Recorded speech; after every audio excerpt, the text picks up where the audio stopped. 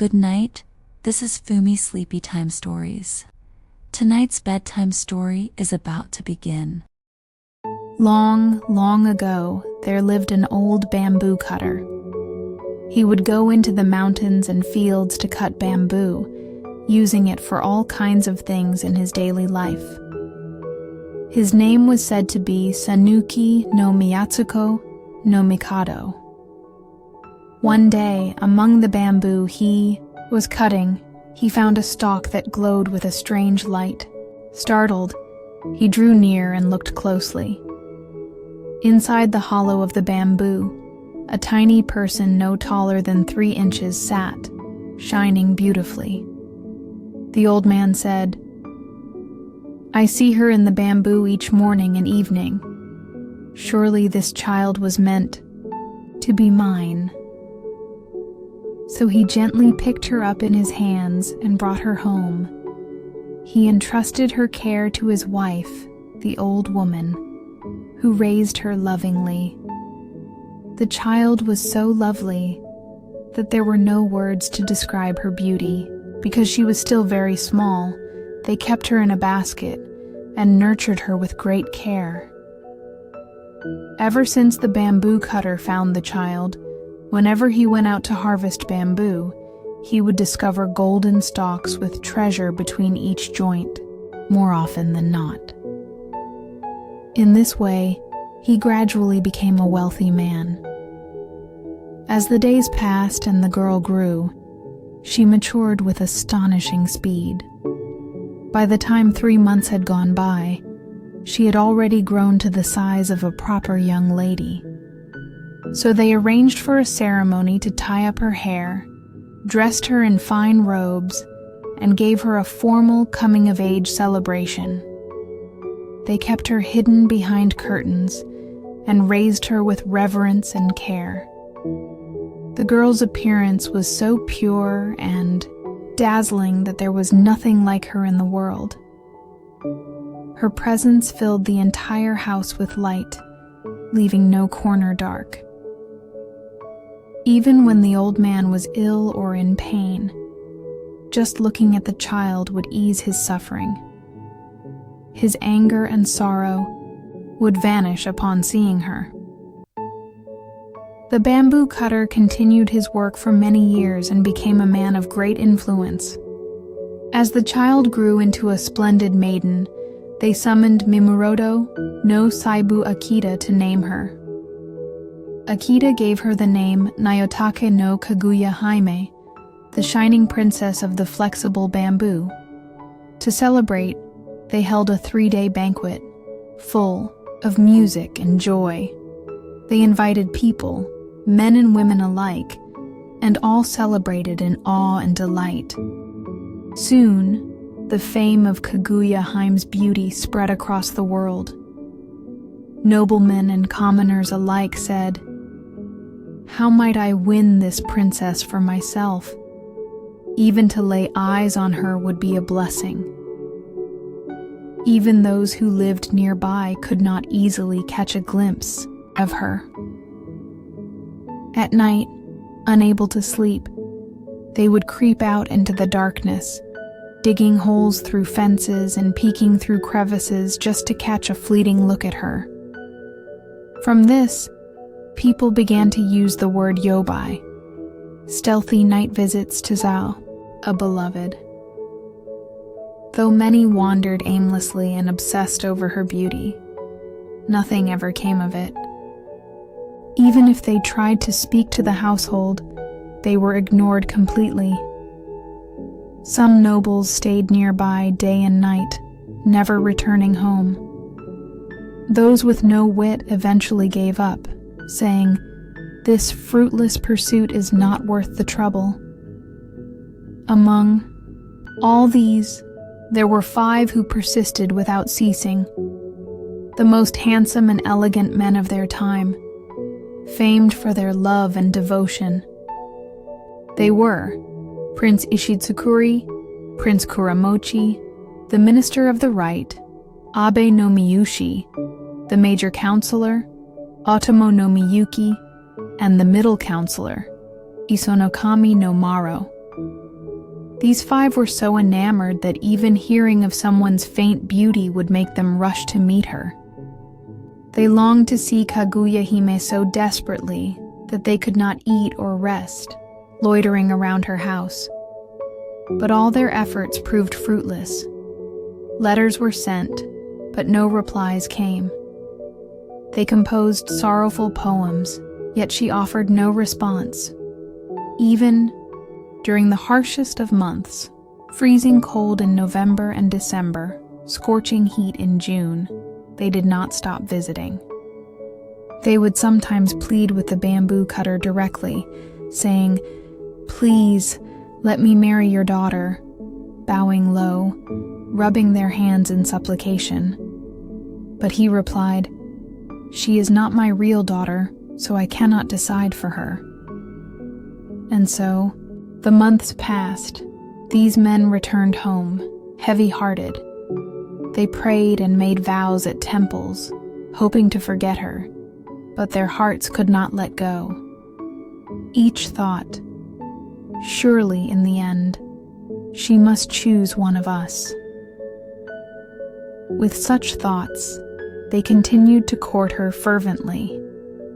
Seeing this, the bamboo cutter said to Kaguya Hime, "My child, though you say you are a heavenly being, I have raised you for so long with all my heart.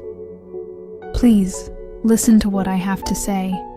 Kaguya Hime replied, "I would never ignore your words. Though I may not know my true nature, I have always thought of you as my father." The old man, delighted, said, "I am now over 70 years old. I do not know if I will live to see tomorrow. In this world, men seek women, and women seek men. This is how families grow and prosper. How can you live without ever knowing such a thing?" Kaguya Hime answered, "Why must such things matter to me?" He said, "Even if you are not of this world, you are still a woman. As long as I live, I would see you properly cared for. These men have waited for years. Please consider their devotion and meet each of them once." Kaguya Hime replied, "They only admire my outward appearance, not knowing my true heart. If their love turns false, I would regret it deeply. Even if they are wise and noble, without a sincere heart, I cannot agree." The bamboo cutter asked, "Then what kind of man would win your heart? Surely these men are not lacking in devotion." She said, "I seek only a little proof of true feeling. Let each of them bring me something rare and wonderful. Whoever succeeds will win my heart." The Kyuma old man agreed, saying, "That is a fine idea." As evening fell, the suitors gathered again, each trying to impress. Some playing flutes, some singing, some dancing, some waving fans with charm. The old man came forth and said, "Thank you all for your long devotion to this humble house. My life may end any day now."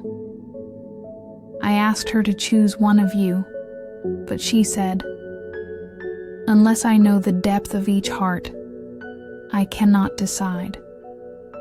She wishes to test your sincerity. Hearing this, the 5 men nodded and said, "Very well, we accept."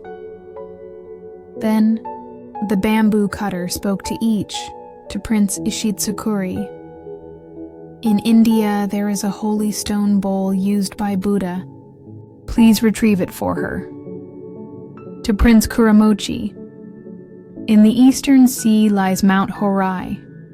On it grows a tree with a silver trunk, golden branches, and white jade fruits. Please bring her one of its branches." To Abe no Miyushi, "In China, there is a robe made from the fur of the fire rat. Please bring her that robe." To Otomo no Miyuki, "The dragon holds in its head a jewel that shines with 5 colors. Please fetch that jewel. To Isonokami no Maro. There is a shell called the child-giving shell held by a swallow. Please bring one of these. The bamboo cutter said, These are all difficult tasks. None of these items exist in our land. How can we ask for such things? But Kaguya Hime replied, What's so difficult about that? And so the old man said, In any case, let us tell them, and went out to deliver the message. When the noblemen heard, they exclaimed, She truly sends us on impossible quests. She must not wish to marry at all. And so, disheartened, they all returned home. Prince Ishitsukuri said to himself, A fool would go all the way to India for a mere bowl. He then visited various homes, searching through their heirlooms. Eventually, he found an old stone bowl in a commoner's house. It looks foreign enough, he thought, and took it. He decorated it with gold and silver, placed it in a beautiful box, and brought it to Kaguya Hime's home. At the same time, the other suitors were still traveling far and wide, braving winds and waves to seek what she had asked for. After a time, Ishitsukuri no Miko visited the bamboo cutter and said, I have brought the stone bowl from India. The old man received it with joy and brought it to his daughter. Kaguya Hime said, If it truly is from India, it must be rare, indeed. She examined it closely and showed it to wise men, who declared, This is nothing but a common bowl. They rubbed it, soaked it in water, but it showed no trace of age or foreign origin. The bowl had no signs of coming from a holy land or enduring a long journey. So Kaguya Hime returned it and said, If you had truly searched far and wide for this, it would show the wear of travel. Since this is not what I asked, I cannot accept it. Thus, Prince Ishitsukuri left in shame. Prince Kuramochi, on the other hand, gathered a fleet of ships and told all that he was setting out for Mount Horai. People said, What a fine and noble man, to travel such a distance in pursuit of love. He made a great show of leaving for the eastern seas. But in truth, he did not go far. Instead, he found skilled craftsmen and ordered them to create a tree with a silver trunk, golden branches, and white jade fruit. It took great cost and effort, but at last the tree was complete. He returned home and sent word to Kaguya Hime, I have returned from Mount Horai with the tree you asked for. The bamboo cutter was overjoyed and told his daughter. When the craftsmen who had made the tree heard of this, they were furious, saying, He never paid us what he promised, and now he's boasting. They stormed into the house, crying out, That tree is our work. He tricked us and lied to you. When Kaguya Hime heard this, she said to Prince Kuramochi, How could a man of honor deceive so boldly? She refused to speak further with him. Thus he too was sent away in disgrace. The Minister of the Right, Abe no Miya, was tasked with finding the fire rat's robe from the lands of China. He was a man of great wealth and influence, and so he sent a messenger to Tang with much gold and treasure. After some time, the servant returned and said, In the land of China, I found this robe said to be made from the fire rat's fur. The minister received it joyfully. He placed it in a grand box and presented it to Kaguya Hime. The bamboo cutter was delighted and said, At last someone has truly answered her challenge. Kaguya Hime held the robe in her hands and said, "If this is truly the fire rat's robe, it should not burn." And so, she took the robe and cast it into the fire. At once, it was consumed by flames. Kaguya Hime said quietly, "A real fire rat robe cannot be burned." And with that, she returned the ashes to the minister. Abe no Miya turned pale, his shoulders trembling with shame, and he left without another word. Next came the great courtier, Otomo no Miyuki, who had promised to bring back a dragon's jeweled orb. He prepared many ships and strong men, and he searched far across the seas. One day, he returned, wounded and weary, his clothes soaked and torn. He came to Kaguya Hime's home and said, "I have sought the dragon's orb with all my strength, but the sea was fierce, and the dragon would not give it up. My men perished. My ship broke apart. I returned with nothing but my life." Hearing this, Kaguya Hime grew sorrowful. She offered him medicine and warm clothes, and said gently, "I see you tried with all your heart, but since you did not bring the orb, I cannot become your bride." And so he too turned away with an empty heart. Then came Ishikawa no Maro, who had boasted he would find the treasure hidden within the swallow's nest. He climbed high roofs and searched under temple eaves, sending boys to climb and spy on nests. One day, he found a swallow's nest beneath the beams of a crumbling hall. A glint of light shone from within. He climbed the rafters himself, trembling with excitement. As he reached into the nest, the mother swallow fluttered about his face in a fury. Losing his footing, he fell to the ground below, breaking bones and losing teeth. Still, he clutched the shining thing in his hand and offered it to Kaguya Hime, bloodied and bruised. But she only smiled gently and said, "This is a piece of glass. The treasure I spoke of shines with the light of heaven." Ashamed and in pain, Ishikawa no Maro limped away, his pride shattered. One by one, the noblemen gave up their quest. Some were wounded, others exposed in their deceit. Not a single one returned with the true treasure she had named. Whispers spread throughout the land that Kaguya Hime was too strange, too beautiful, too distant to be won by mortal means. But even as others gave up, the Emperor of Japan, most noble of all men, heard of her beauty. He sent a letter asking her to come to the palace that he might see with his own eyes the maiden of the moonlit bamboo. Kaguya Hime sent back a reply, "I am not of this world. Though I honor the Emperor, I cannot come to the palace. Please forgive me."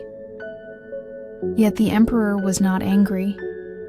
He was only more intrigued. And so he resolved to see her with his own eyes. One summer evening, the Emperor rode out with his retinue into the quiet countryside. He left behind the clamor of the palace and came in secret to the bamboo cutter's home.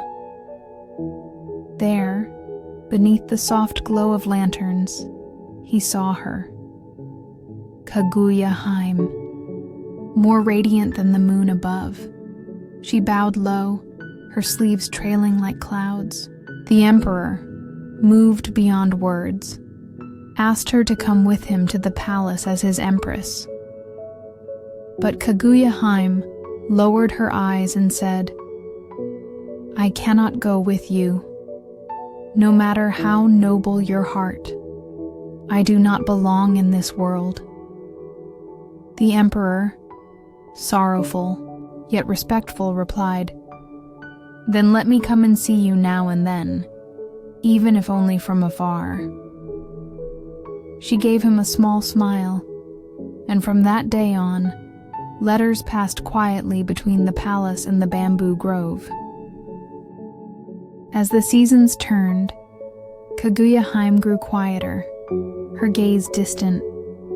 She would sit beneath the moonlight for hours, soft tears falling without a word. The bamboo cutter and his wife watched in worry.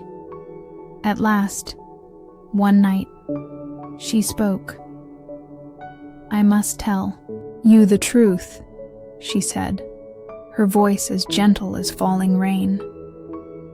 "I am not of this earth. I came from the moon, sent to dwell here for a time as a trial. But now the time has come for me to return."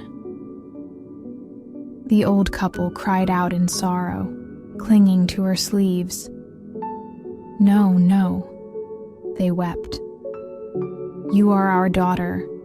You are our light. Please do not leave us."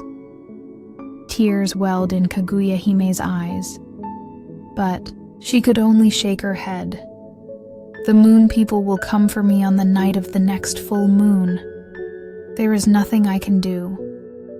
When the bamboo cutter heard of the moon people's coming, he was filled with dread. He rushed to the emperor and pleaded, "Please, your majesty, help us protect our daughter." The emperor, who still held Kaguya Hime dear in his heart, sent many guards to the little house in the grove. They surrounded it day and night, armed with bows and blades, ready to fight even the gods if they must. Kaguya Hime watched them with quiet sorrow. She knew their courage could not stop what was to come. Still, she said nothing, only wrote letters, farewells to those she loved, and prepared a small bottle of the elixir of life to leave behind. At last, the night of the full moon arrived. A strange stillness filled the air, and the sky shone brighter than ever before. Then, soft music from the heavens. The clouds parted, and a host of shining beings descended upon a chariot of light. They wore robes like silver mist, and in their hands were scrolls from the moon palace. The guards tried to raise their weapons, but their limbs grew heavy, their eyes dim, and one by one they fell asleep, as if touched by magic. The bamboo cutter and his wife clung to Kaguya Hime, weeping, but she gently loosened their grip. "Do not be afraid," she whispered. "This is the fate I was given. Thank you truly for the love you showed me." A being in white stepped forward and draped her in a moonlight robe. The weight of the earth fell from her shoulders, and with it, her memories began to fade. Tears slid down her cheeks as she looked one last time at the world below. Then she rose with the heavenly host, disappearing into the clouds, leaving only sorrow and light behind. When the emperor received Kaguya Hime's letter, he held it close to his chest and wept. She had written with such grace, but the sorrow within her words was deeper than the sea. Beside the letter, she had left the elixir of life, yet the emperor could not bear to drink it. "What use is life eternal," he said, "if she is not here to share it with me?" So he summoned his most loyal men and gave this order: "Climb the highest mountain in the land. Burn this letter and the elixir atop its peak. Let the smoke carry my longing to the heavens." His soldiers obeyed. They journeyed to the tallest mountain, the one nearest to the sky. There, under the pale morning sun, they lit a great fire. The letter turned to ash, and the elixir sizzled in the flame, its scent rising into the air like perfume of farewell. From that day forth, the mountain was called Fujiyama, mountain of immortal longing. And even now, white smoke curls from its summit, as if the emperor's sorrow still lingers in the clouds.